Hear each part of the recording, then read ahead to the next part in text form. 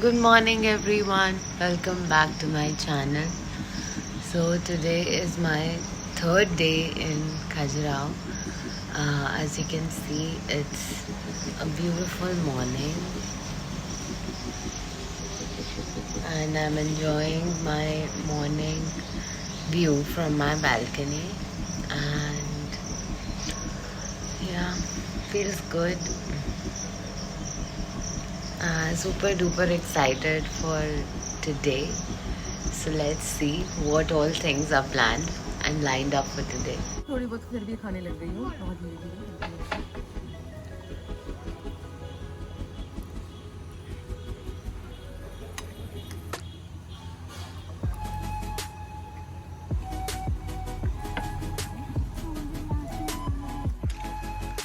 Good morning again. So we all have finished breakfast. All are heading towards waterfalls. Yes, waterfalls. Super duper excited. Starting our day with amazing waterfalls of Khajuraho. Yes. So stay tuned and get ready to experience amazing nature.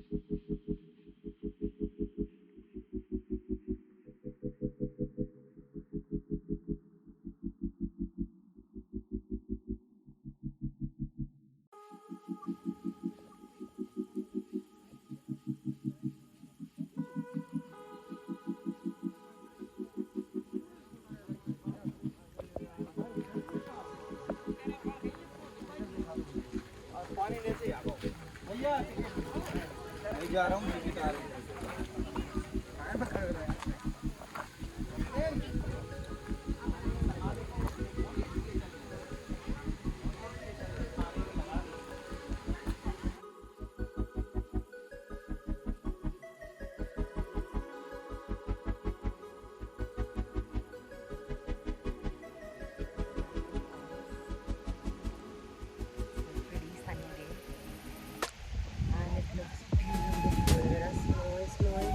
water streams coming, and it looks absolutely beautiful.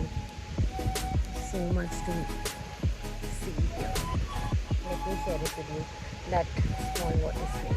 Wait, sorry.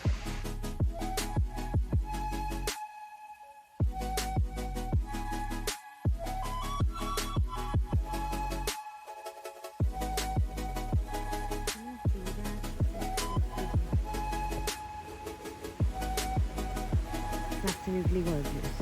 Sorry.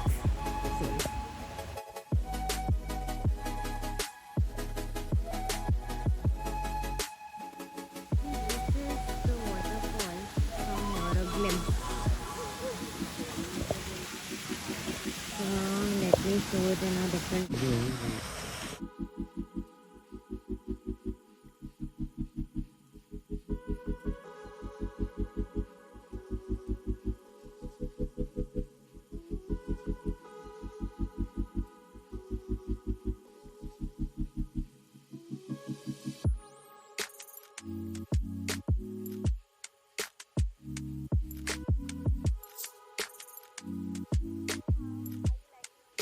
Waterfall. This waterfall, I'm sorry. How is it? It's lovely. The view from the front is also very, very good. And so much history behind it. So much history. So we are gonna update you with that history. Let's reach the fall area.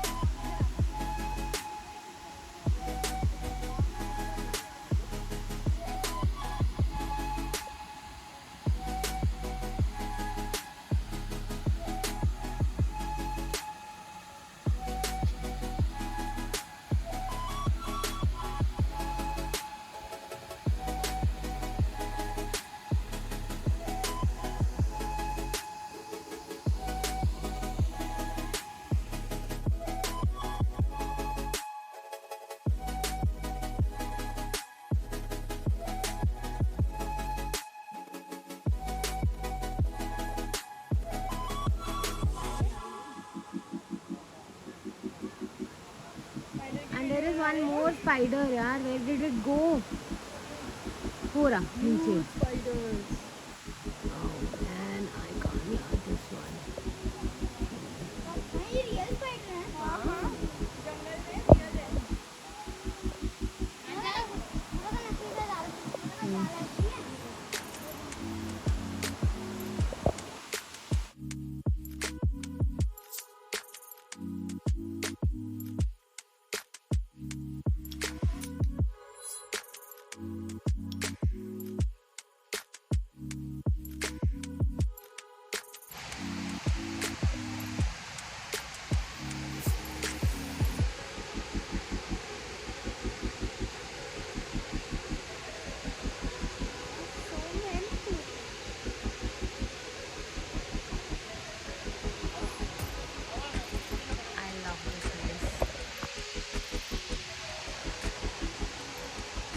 My new friends. See, that's so beautiful.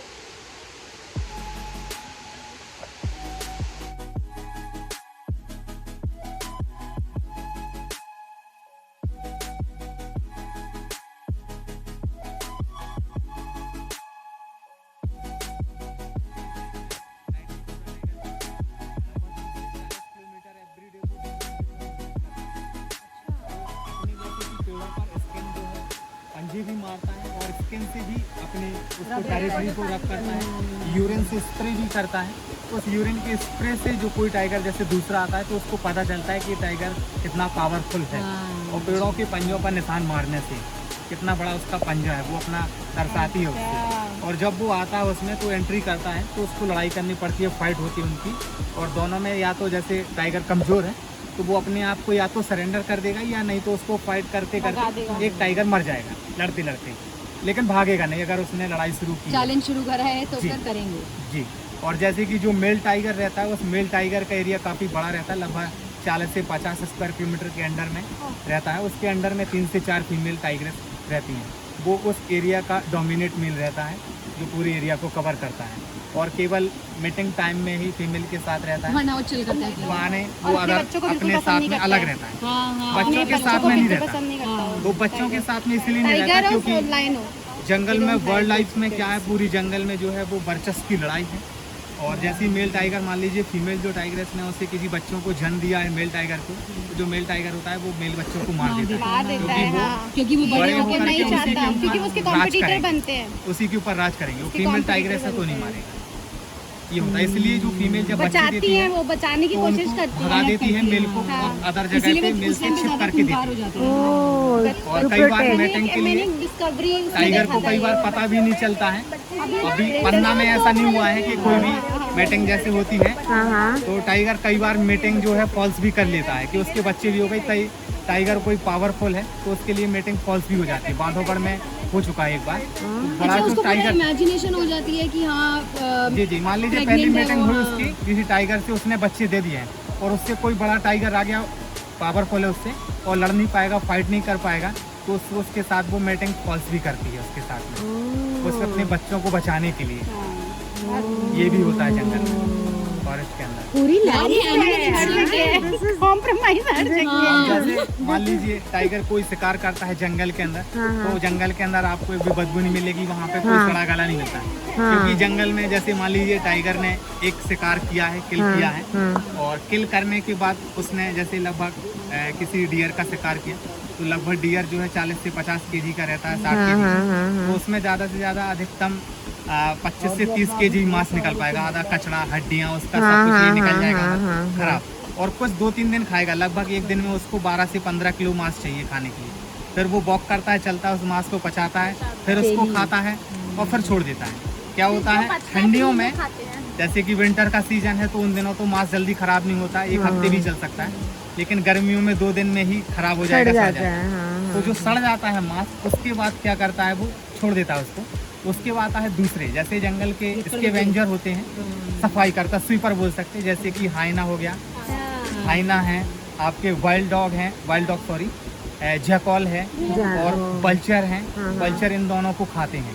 फिर जैसे कि बल्चर खाया आपके हाइना आए, हाइना ने उठाया उसको, मांस को खाया, जो हड्डी फेंक दिया। तो फिर उसके बाद एक और होता है पर्क्यूपाइन से ही, जिसको बोलते हैं। तो पर्क्यूपाइन क्या है, जैसे उसके देखने हमें कांटे होते हैं, तो उसको कांटे उगाने के लिए उसको कैल्शियम की बहुत ज्यादा जरूरत होती है। तो वो हड्डियाँ खाता है, उन बोन्स को खाता है, तो वो हड्डियों को, तभी उसकी जो पर्क्यूपाइन वो मजबूत रहती हैं, निकल पाती है। इस तरीके से पूरे जंगल में एक लाइफ साइकिल है और जंगल की सफाई भी हो जाती है और शिकार भी नहीं मिलता, हड्डियां भी नहीं मिलेंगी। तभी ये वाइल्ड लाइफ के लिए इम्पोर्टेंट, मतलब हमारे लिए ये इम्पोर्टेंट है, नेचुरल वेजिटेशन है पूरा। जैसे कि डियर के एंटलर गिरते हैं, हर वर्ष गिरते हैं उनके, एक साल में एंटलर भी गिर जाते तो एंटलर भी नहीं मिलती, वो पर्क्यूपाइन ही खाता है। जी जी। और एक बल्चर और है, जैसे कि अपने पन्ना में यहाँ पे 7 स्पेसेस हैं बल्चर की, जो गिद्ध की प्रजातियाँ हैं, और हाँ 7 प्रजातियाँ हैं।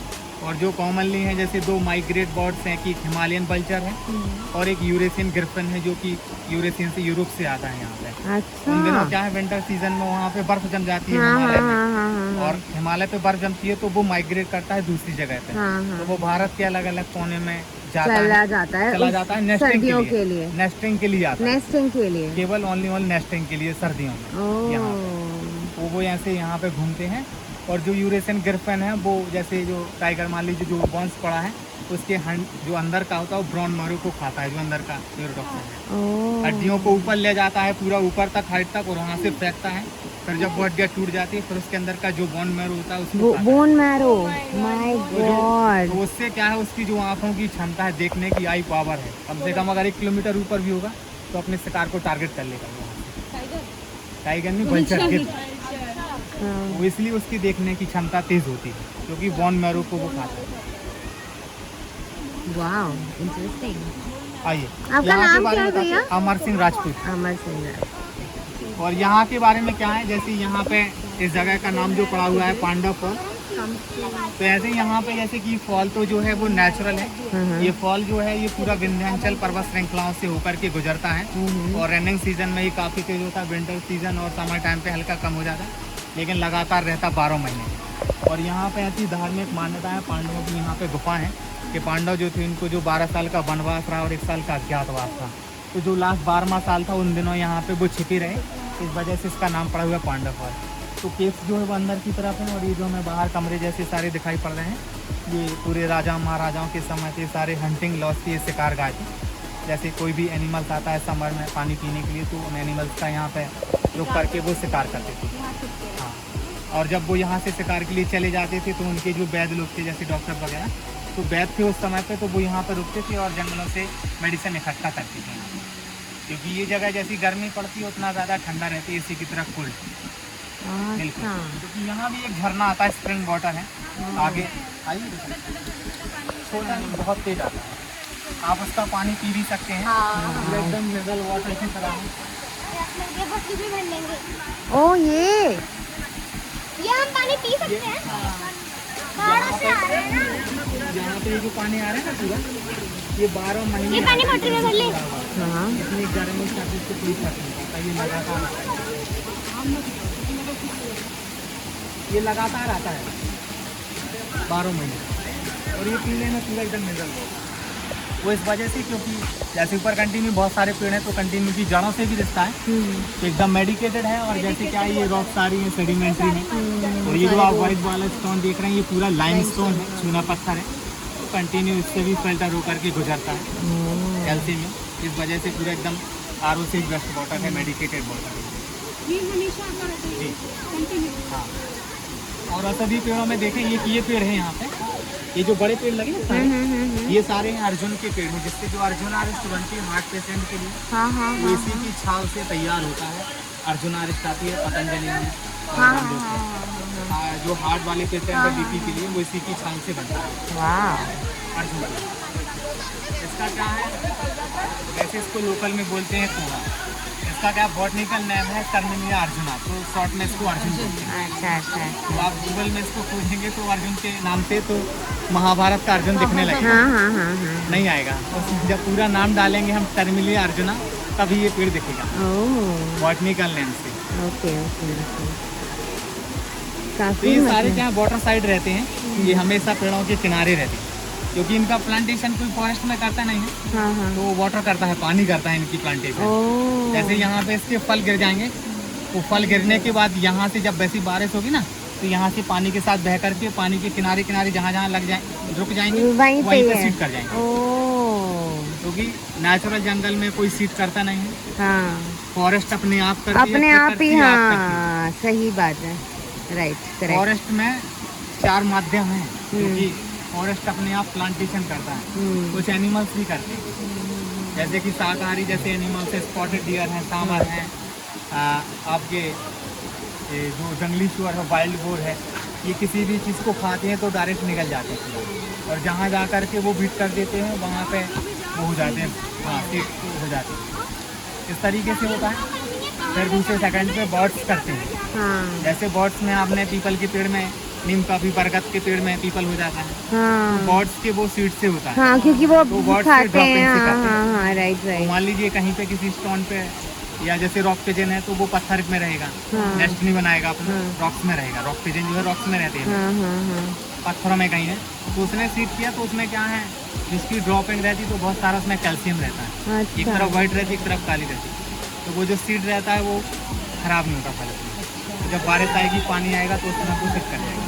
ओह, और कुछ अब जैसे चट्टानों पर वहाँ है तो वहाँ से गिर करके नीचे आ सकता है, हाँ इस तरीके से। ऐसे ही होता रहता है। हाँ।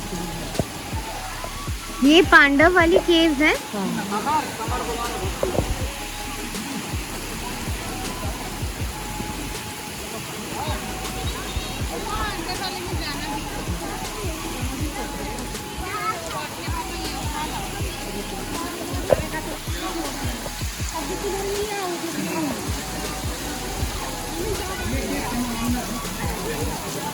हाँ उनको भी बुला लीजिए तो कभी फिर आप फोटोग्राफी करते हैं।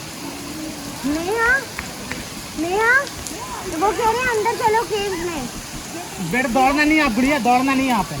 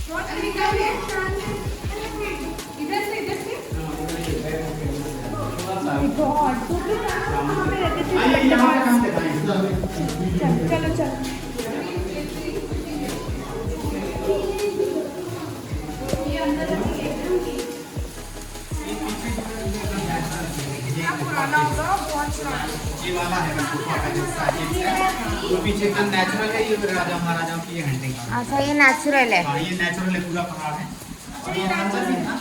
अरे हम इसको कुछ पढ़ते थे ना पहले, क्या होता था ये? नहीं, वो तो विंटर्स में, वो तो हाँ, ये पहला था अंदर खत्म हो गया ये वाला।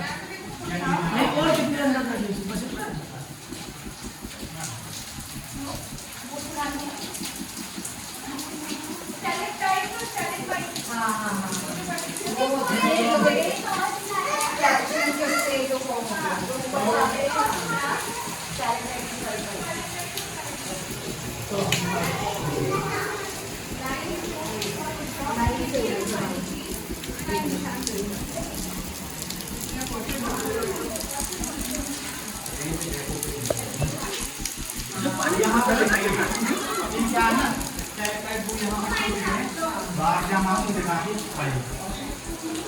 देखिए। क्या भैया? ये क्या है, जैसे क्या लाइमस्टोन में जैसे अंदर में वाटर ड्रॉप करता है ना, हाँ हाँ ये दीवारों पर ड्रॉप कर रहा है। हाँ, इस तरीके से जो ड्रॉप करता है चट्टानों में, तो वो जो नीचे से ऊपर से पड़ के आता है और हल्का पानी गिरता रहता है कंटिन्यू, तो डिपॉजिट होता है, वो कहलाता है स्टैलेक्टाइट। और फिर जो ड्रॉप करके बूंद गिरती है उससे कहलाता है माइट। जैसे यहाँ ये देखिए आप यहाँ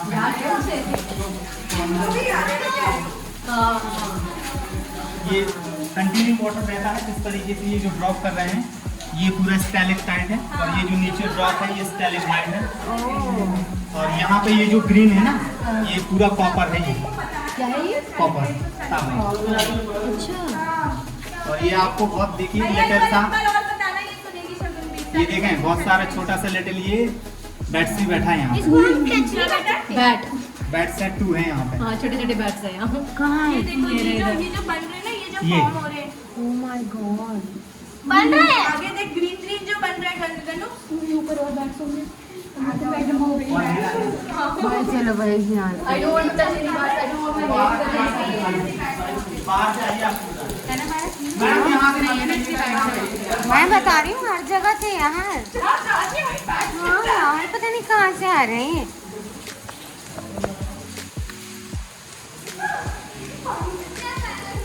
और यही अगर बड़ा बैट होता ना, उड़ी होती हूँ वहाँ से। लगता है आपका बैट का कनेक्शन है। अरे यार